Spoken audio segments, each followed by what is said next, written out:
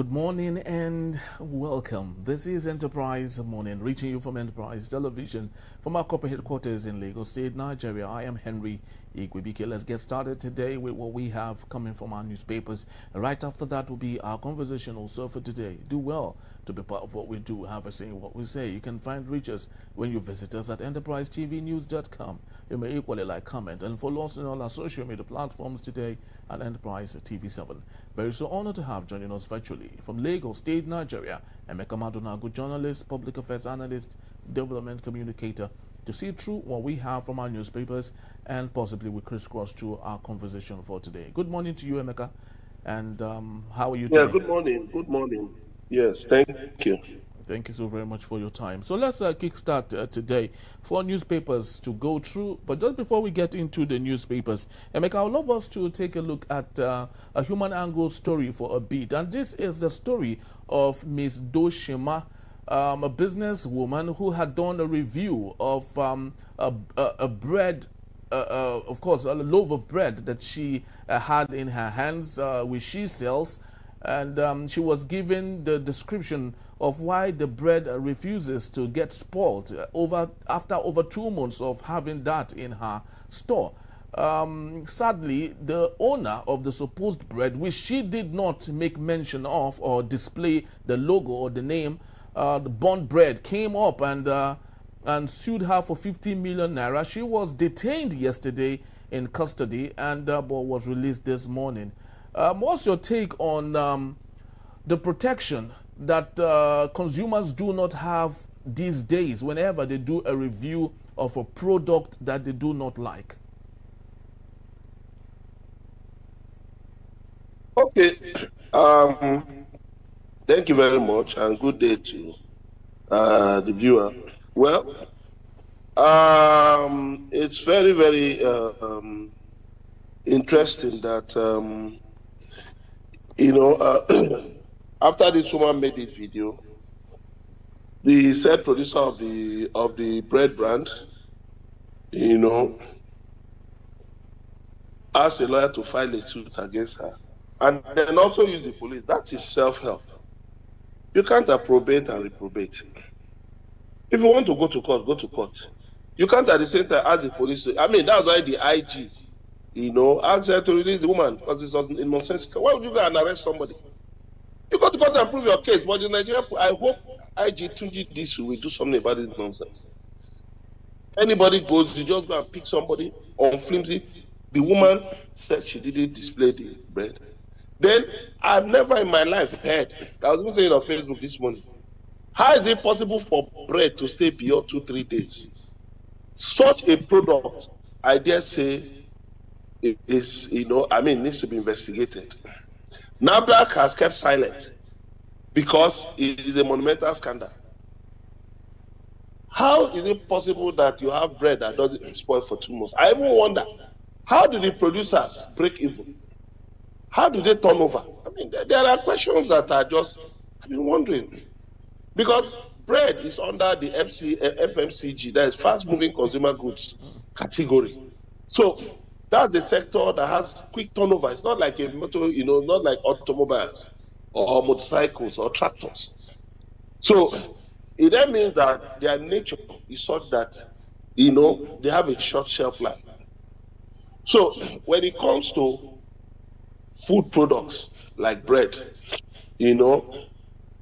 you see, there are thousands of bread brands all over the world, and I was reading the review yesterday by Kelechi Deka on Facebook, where he was talking about, how wheat, used for flour in Nigerian products has been significantly altered. But it's not the same in some countries of the world. Like the United States, for instance, is one of the most dangerous places to eat bread in the world. Because, because their bread equally lasts all kinds longer. of modifications. Yeah. Sorry? Yes, because bread in the United States. I said bread in the United States, they last longer equally. But it's dangerous. It's unsafe to the human health because ordinarily, how would you make a product that can, for consumption, that is packaged in a certain way for 3 months. Look at the way bread is packaged. The packaging does not guarantee protection from heat. It's just like sachet water. Sachet water is just for 10 days. The shelf life is for 10 days. The packaging is different from bottled water, which is for 6 months. So the way you package bread, look at the nylon.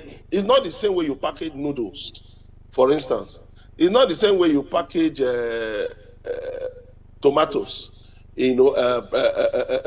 processed tomatoes, what we used to call tin tomatoes, and all of those things. So what I do know is that, I think that it is good that the IG has ordered the woman's release.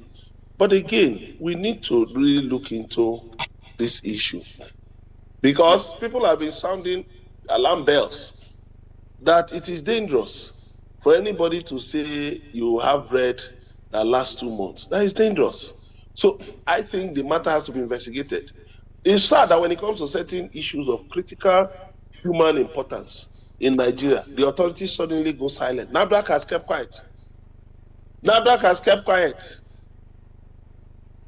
If it's one sachet water company now, in one corner of town, they will rush there. They will issue long press statements. But now look at this issue. They have kept silent. It's not good.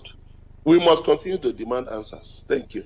Yeah, thank you so very much, Emeka. And this is very similar to the Erisco brand equally, and what the lady had gone through. She lost her marriage as a result of that, and so many other things happened to her. But what's your take on, do you think consumers, because of, it seems like the system favors owners of this brand, do you think this would make consumers maybe feel threatened, not doing a review of pro products? Then secondly, Emeka, why is it that whenever you see owners, entrepreneurs go after consumers who do reviews of their products, it's usually small and medium-sized businesses? You don't see large blue-chip companies go after consumers. Coca-Cola can never go after you for doing a bad review. MTN can never go after you for doing a bad review. Access Bank, First Bank, and other blue-chip companies cannot go after a consumer. So why do you think we see this with small and medium-sized businesses in Nigeria? Yeah, like they say, if it didn't day, it didn't day. If it's not Panadol, it cannot be like Panadol. You see, SMEs, many SMEs in Nigeria are structured like kiosks, like corner shops. They don't have any structure. They don't have nothing. So it's all basically about the owner, of the business. So there is no, they don't have any feedback mechanism. They run based on the temperament of the owner. So too often, it's more of, it becomes a governance crisis. When, for instance, maybe the owner is, let's say, not equipped to go into such a business. The owner might just be one illiterate money misroad, who just got some money and dabbled into the business, and so the setup is such that, they use social media to fight people who make reviews. One of my friends made a review about a milk brand, on Facebook, and they visited her, explained and all of that, and they've been in constant communication. Yeah. But again, one of the fintechs actually arrested a customer, and she got the customer flown to Abuja, for raising a complaint. Now, if you go through their feedback, there is not, you won't be able to reach it. Okay, for instance, there is a fintech. I have a friend who has an account on a fintech. I sent him 1,000 naira for something very small to do. When I now contacted him, he said, no, he has that he had deactivated the account. I said, okay, very good. This is even a test case for me. So, do you know I've sent more than 10 requests to this fintech to return my money, that the money was wrongly sent. Up till now, they've not. So if I write a review now, some characters will think that they can come after me. I just pity them. Their business will just go down. So the thing is this: the agencies that should protect Nigerians, first of all, the police, make themselves as enemies of Nigerians. That is it. You step on the road, you see the police, they're out. As if they're out on a war against Nigeria. The other day, it was yesterday or so that they, went on a street protest talking about their pensions. I say you are even lucky. Many of you don't even deserve pensions because you are devils. You are evil people. You don't even deserve pensions. Because the way you have treated Nigerians during your careers, but because of human rights, we overlook, such egregious offenses. But the FCCPC, the Federal Consumer Complaints, Commission, is supposed to be protecting the public. It should actually be receiving feedback. But the FCCPC itself, is also not living up to expectation. I had sent a complaint to FCCPC concerning one of these property promoters, on behalf of my brother-in-law. This thing is over a year now. Over a year that I sent this complaint to them. That my brother-in-law bought land in 2021, in Asaba, Delta State. Okay, where is the land now? Let's talk about developing it. First of all, they offered somewhere in Delta State. I said, okay, when do we go and inspect the place? Since then, they have not said anything. And I said, the day I will get ready, I'll get into combat mood and go to their office at Lekki. JB, now, the next thing they will say that this, that, and the other. I've been calling FCCPC. The lady at FCCPC who attended to me at the time, she has stopped picking my calls. So it tells you that we have a problem with perception in this country, how people perceive their roles, how people perceive fellow Nigerians. If I was a foreigner, if I was what we call Oyibo, if I was a Westerner with white skin, and I went to make this call, I would have been attended to a long time ago. So we also have a problem of inferiority complex. We don't even value ourselves. That's why they say in Nigeria, make sure, whatever it is you are in Nigeria, don't be a poor man. Because poor Nigerians hate poor Nigerians. You'll be shocked. It is poor Nigerians who go on social media. During the case of that, what do they call that tomato paste matter? Erisco. It was ordinary Nigerians. I don't want to mention the man's name. Honestly, there are names I just don't want to come out of my mouth, please. So, it was poor Nigerians, ordinary Nigerians, who were going on social media. Hey, crucify her. Make sure she's sent to jail. Okay, look at the manner of prosecution. You took a matter from Lagos. After this Inspector General of Police, look at the manner in which he left. After he immersed himself in the case, and they were harassing the lady. She lost her marriage, lost her pregnancy. They now went to Nasarawa State, got one crook of a magistrate to issue a detention order. Thank God, eventually he was discovered and dismissed. Where is the case now? Instead of the owner of that company to just discontinue the case, having goofed, because people called him and told him there's a way to handle this thing. There's a way to handle this thing, in the interest of your own business. I was running a water packaging company. There were times people came and complained about this, that, and the other. And when I investigated, I saw it was the negligence of my, of my staffers. And I did something about it. There was even one I was taking, I was taking the police station and all of that. And I asked the operator, I said, did I not tell you so and so? Did I not tell you to wash the bottling line before? He said, yes, you did. Right in front of the police, right in the police station. Did you do it? He said, because he looked at time. So when you look at all of these things, yes, sometimes it may not be the fault of the owner, but the owner should know that responsibility is on the buck stops at his or her table. The buck stops at his or her table. Take responsibility.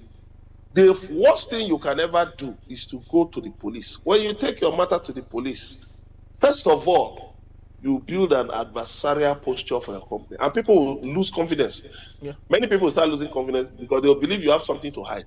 Yeah. First of all, address the issue. Address the issue. Leave the person, whether it's male or female. Address the issue. No, our product is for this, this, and this, and this. But too often, the ego comes, a business I'm trying to build, comes in, not the product. And they forget one thing. There's a reason why products have trademarks. Because products are organic, they're organic elements. A trademark lasts 100 years. So even after the founder or the owner may have died, the product lives on if it's still being produced, if it's still being manufactured. So why do you immerse yourself into it? You don't need to. But lawyers will always tell you, go ahead, sue them, even when they know that you have no basis for a lawsuit. That there's even no need for a lawsuit. Lawyers, of course, they want to eat now. They want to make money. They'll tell you, go to court, go to the police, go to this, go to that. At the end of the day, you don't have a case. You will suffer reputational damage. You will suffer so many things. So I think SMEs should learn, corporate governance, how to handle issues, and dissipate any, negative perceptions about their. It's all about perception management, reputation management, which I also do. Yeah. Reputation management, there's a way you dissipate negative perceptions about the company that, honestly speaking, people will not, the matter will be taken away from you. Then, of course, it's feedback. So that is why you should have a website. You should endeavor to have a website. You should have a feedback phone number. You should have a feedback email. If possible, a hotline. Yeah. Because somebody might even call to give you a tip, a hot tip. A head start, yeah. On, that some people want to buy your products and all that. Yeah. So MSMEs should upgrade. They should upgrade their governance systems. Thank you. Thank you so very much, Emeka. That was so well done, and I'll hope that SMEs particularly would learn this. Just imagine if big companies like MTN is around town pursuing everyone who had done a bad review about them. That would not be the best thing, because they would have focused their attention on going after people than improving on the quality of their product, which will last longer than every other person. But let's get to the Guardian newspaper for a bit this morning. We have straight to the talking point. INEC says a fake X account was used to frame chairman as ADC.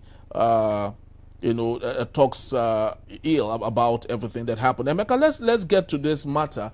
It's actually quite interesting. Many good things are happening in Nigeria. Funny things, miraculous things happening every now and then. INEC said that the supposed account, which had been used by, allegedly now, the INEC chairman, was fake. It wasn't real. After forensic measure was taken to understand what happened. So do you believe that statement really? Well, I've seen the report, and they've gone to great lengths to try and exonerate the INEC chairman. But I've also seen reactions and reviews that said that you cannot be a prosecutor, judge, and a judge in your own case. For INEC to say they conducted an they engaged an independent forensic investigator, it does not fly. It does not stand the test of proof, the test of believability. It should have been an independent organization to say, okay, let's look into this. Because they try to hide behind Wayback Machine timestamps. Wayback Machines don't capture everything that somebody tweets. Way back, then the timestamp, the tweet that was said to have been responded to, of course, was edited. So, the way back stamp, the timestamp That was what somebody was saying, that the timestamp, couldn't have captured everything that took place within that time, the time the tweet was made. Then again, it was said that, a number of accounts have been linked to this, a number of accounts have been linked to this account and all of that. The main thing is this. The only person who knows the truth is Professor Joa Amopito, the chairman of INEC. He's the one who knows the truth. If he's lying to Nigerians, well, it will catch him one day. If he's telling the truth, I hope that helps him to build his integrity, that his integrity will soar higher. But you see, some Nigerians are threatening that they will go to court abroad, that they will compel X, to reveal what happened in this matter. I just hope that Amukito is telling us the truth. I hope we won't have a reason to go and wash our dirty linen in the public. That's my sincere hope. Thank you. Thank you so very much, Emeka. Just like I had wanted to ask you, but of course you have answered it, and that is, why waste all of the time? Why not just call X? Because this is an issue of national concern. Why not just call X? Call the headquarters and, of course, make your case known. X with the owner might find a way around it and solve this once and for all, rather than going through circles that we might not find good solutions for. Well, that is all we have for this segment of the show. Just to let you know that Emeka will still be here to take us on our main conversation when we return. Ex-minister orders charged over alleged coup plot. That in the Beat Enterprise morning it is. Don't go anywhere. I'll be right back.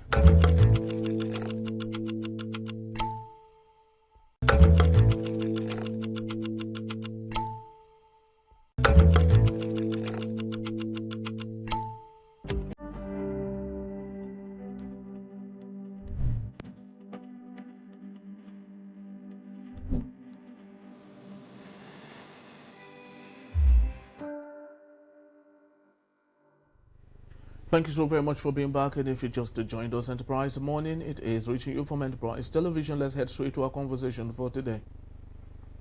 The federal government has filed a 13-count charge before a federal high court in Abuja against former Minister of State for Petroleum Resources, Timipre Sylva, and 6 others over an alleged 2025 plot to wage war against Nigeria and commit terrorism. The co-defendants include retired Major General Mohammed Ibrahim Gana, retired Naval Captain Erasmus Victor, Inspector Ahmed Ibrahim, and civilians Zekeri Umoru, Bukar Goni, and Abdulkadir Sani. Sylva is reportedly at large, filed by the Attorney General's office and signed by Rotimi Oyedepo. The charge includes treason, terrorism, failure to disclose intelligence, and money laundering. Prosecutors allege the defendants conspired to destabilize Nigeria and, of course, take away the presidency from the president himself, violating the criminal code. They are also accused of withholding information about a planned coup involving Colonel Mohammed Alhassan Ma'aji and failing to prevent it. Some defendants allegedly attended meetings linked to terrorist activities and supported actions aimed at undermining Nigeria's constitutional order. Let's get talking. Emeka Madnago is still here with us. Emeka, thank you so very much for your time. Really do appreciate you. Yeah, thank you very much.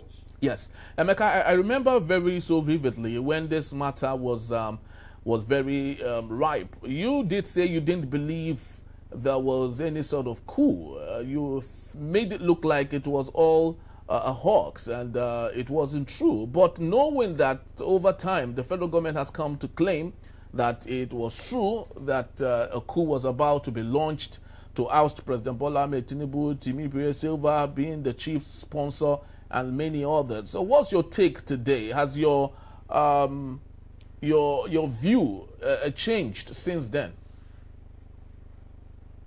My view hasn't changed. Because so the you law still believe it was a hoax? Says, yes. The law in Nigeria says that you should not detain anybody beyond 48 hours. Look at the trial of Nnamdi Kanu. It took them 10 good years. And what did they arrive at? What did they arrive at? that couldn't have been arrived at within that 10 years, contrary to the Administration of Criminal Justice Act. I look at it. I'm not talking from a personal point of view, but I'm looking at the ACJA, what the ACJA says, the period within which a trial should commence and should be concluded by the originating court. But what have we seen? We saw something as grievous as an alleged coup playing out, playing out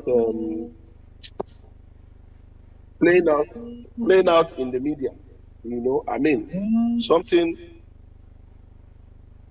as grievous as an alleged coup playing out in the media. We saw all kinds of stories. The media now became a court. Can you hear me? Very well. Can you hear me? I can hear you. Okay. Yeah, the media now became a court. Instead of taking the matter to the court in line with the ACJA, you now took it to the media, who have been regaled the stories of how, was it a governor or so, and went to break it to the president, or while the president was on a visit to one state in the southeast, the information was broken to the president. That was in March last year. Then, from then on, we began to hear stories of how this and that and the other and the other and the other happened in the media. Come on, you don't take such a serious matter, and turn it to stories in the media. I'm in the media. I've been in the media for over 30 years. There are stories you begin to push in the media, and let me tell you, I'll just tell you that some people are out to push an agenda. Because you arrested these people, you ought to have arraigned them within the shortest possible time. Does it involve a case? Does it involve a case, Emeka? Does it involve a case of terrorism, as grievous as terrorism, and coup to oust a president, a sitting president? There is no grievous case that is higher than the Constitution of the Federal Republic of Nigeria. You see, we are no longer in the military era. All that nonsense is gone with the military. That was why some people, I heard one service chief say, very soon they will put on trial and they will all be gone. Nonsense, rubbish. People are not lawyers, they just purport to know the law. Instead of facing their duties where they are failing, they just come and be talking nonsense. Look, it's very simple. There is no offense that enables you, whether as the state or as a citizen or as an institution, to take the laws into your hands. You cannot engage in self-help. You must follow the law. And what does the law say? These people ought to have been arraigned within shortest possible time. Then you can now get a court order that, okay, you wish to keep them for maybe 90 days. Maybe 90 days, pending ongoing investigations. But you've kept them for over a year. Nobody has heard from them. You have engaged in media trial. You have engaged in self-help, contrary to the laws of the Federal Republic of Nigeria. Show me the believability index. Tell me how you want this thing to be believed. Because it's the story of the government side that has been heard. How they held meetings, how they bought cars, how they got money, The question Mr. Femi Falana asked them was that, look, do you know that this is an offense that should be tried before a civilian court? Because some people are trying to make it look like, no, they will be taken before a military tribunal. No, it's not a mutiny against the military, an alleged mutiny. That the federal government of Nigeria is a civilian government, a democratic government. So it is not like the military era, where you set up a kangaroo military tribunal. Go and review the verdicts of the previous military tribunals and look at some of the ridiculous reasons for which people were killed, for which people were executed. Ridiculous reasons. Ridiculous reasons. Reasons that cannot stand considerable judicial scrutiny. That's what I'm talking about. What I'm saying is that whatever you are doing, do it according to the law. Whatever you're doing should be seen to have met the minimum irreducible standards of the law. What am I talking about? You've kept these people for over a year. You've now built up allegations against them without giving them a chance to defend themselves. No, now. The law says all the pattern. Hear the other side. Yes, you must hear the other side. You cannot put nothing on nothing. You are just giving us stories in the media. The media is not a court. And the stories in the media was banding about were actually unprofessional. These considered unprofessional conduct. Because what I was taught as a journalist is that before you report a story, a matter that has to do with judicial proceedings, make sure we are reporting from court documents which have been duly stamped by the court registrar. So in other words, that's why you should get the CTC, the certified true copy. But these days, what do you see? A judge will sit on a matter, and then when it comes out in the media, you will see 100 interpretations. The media will even be interpreting. Some sections of the media will even editorialize. Emeka, how is it different from the point of view? Because journalism, as much as the facts are the same, the vantage point to interpretation might not be the same. So what a publishing house might write in their editorial might be quite different from the editorial of another organization. So it might be different. No, I'm not talking about them. I'm talking about news stories. I'll give you two instances. Look at the ICPC after they arrested Nasir El-Rufai. What did they say? That they found a phone tapping equipment, among the things they got from El-Rufai's residence.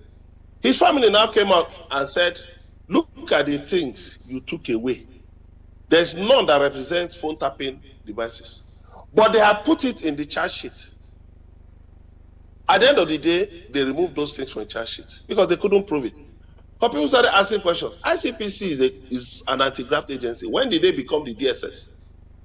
When did they become an intelligence agency to be talking about phone tapping equipment? Does the ICPC have the competence, the technical competence?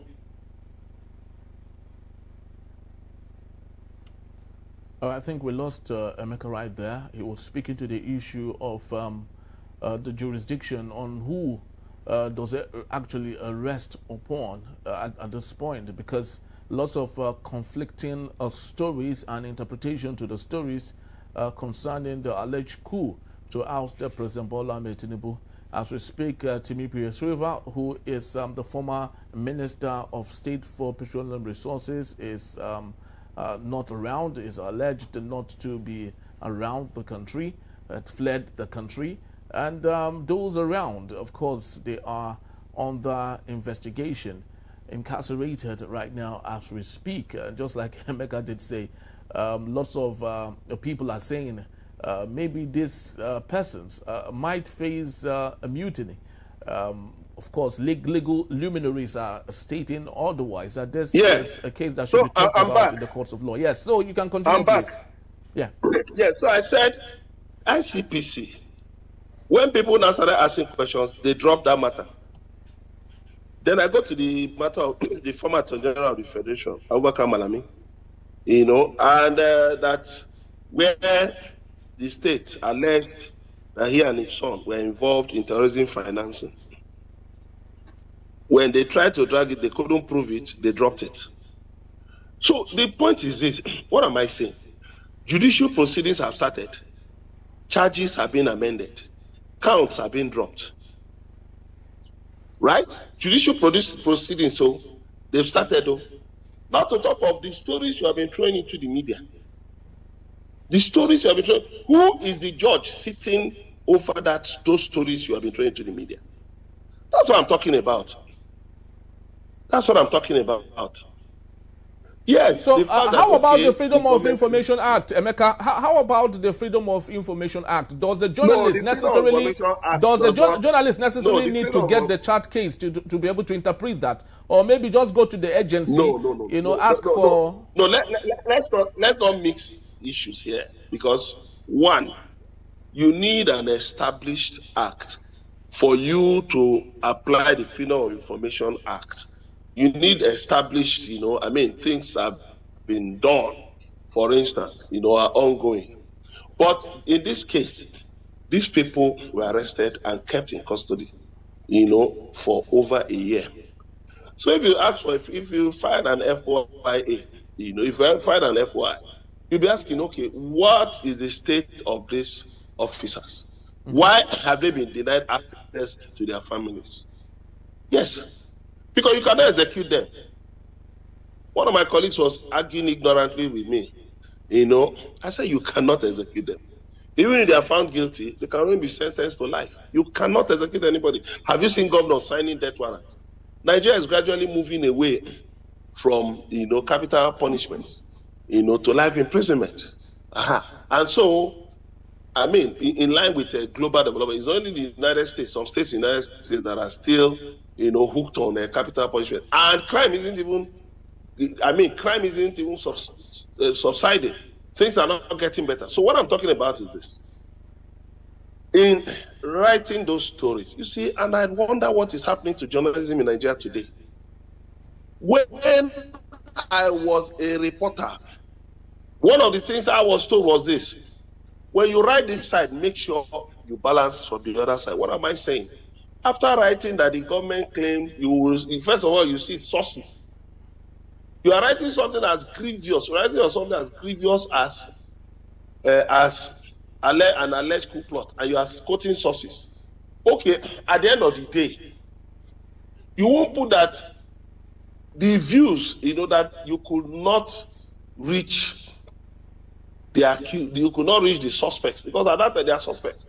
You could not reach the suspects. You should put that aspect that you made an attempt to get the other side. But I don't see a lot of that these days. I don't see a lot of that, and I'm worried. As a senior journalist, I don't see a lot of that these days. You just see people write stories for one track. You don't make an attempt to get the other side. In fact, sometimes you would have totally judged and condemned the other side before hearing their side. And then you now say, oh, it's not even what we are told. We must always get the other side. That's what I'm saying. But it's good. It is heartwarming that the matter now has been filed in court. Because I'm surprised it's only 7 people who are mentioned here. Whereas the impression we're giving is that by between 40 and 60 people. Yeah. Including a Nollywood Nollywood personality. Who because said I know that recently, his role, I don't even understand what his role was. I just wonder. You know, because I learned that recently some people were raising the fact that it was only the EFCC that had filed a case against Timipre Sylva. That the allegation, you know, against him. So maybe some people, you know, the problem with when you run knee-jerk governance, this is it. And I'm sure they're going to bungle this case. Because it's possible some people may say, okay, quickly, just put something together, let's start. And thankfully, it's going to be an open trial. But you see, coming at this time, when we're heading towards elections, may not bode well for the country. Because there is tension already in the country. There's already so much tension in the country. You know, there's already so much tension in the country. Right now. Now bringing a coup trial, which should have been dispensed with some months ago, to this very time, we are going to primaries and political activities. I don't know. But well, in their own wisdom, they felt it was right. This was the right time to bring it up. Well, but the thing is this: they should get ready to prove their case in court, and they should also allow the accused, the defendants, to also prove their case. And the judge or judges handling this matter should be impartial. We should not begin to have long adjournments. The judge fell ill. The judge couldn't be reached. All of those things don't speak well of our judiciary. They don't speak well of our judiciary. Because definitely, okay, look at one of Timipre's associates has been arrested. And the law says you cannot arrest somebody in lieu of another person. Yeah. But you have held this man. Why are you holding him? He's not Timipre Sylva. He's not Timipre Sylva. But you are holding on to him. I hope Attorney General Lateef Fagbemi, SAN, understands that these things will be brought up against him in future.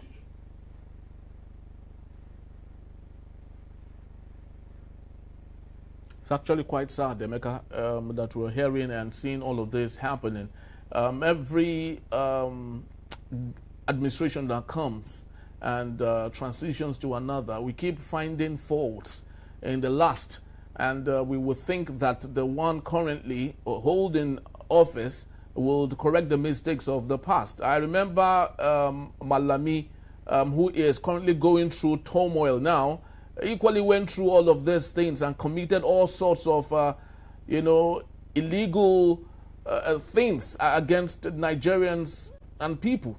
Today he is facing the wrath, and the current person now equally would not want to learn from the last person, who is Malami, and you see a successive reputation of the same mistakes over and over. Emeka, are you there? Do you think this would ever come to an end anytime, where people would learn from the mistakes of people before them? All right, I think we lost Emeka there, but I think we would have to leave it at this point to say thank you so very much, Emeka, once more for being here. We truly do appreciate your time. Please do well to follow us if you may. You can find us at enterprisetvnews.com. You may equally like, comment, and follow us on all our social media platforms at Enterprise TV7. I am Henry Igwebike. Have yourself a splendid day. God bless you. God bless Nigeria. And I'll see you on another episode. Bye-bye.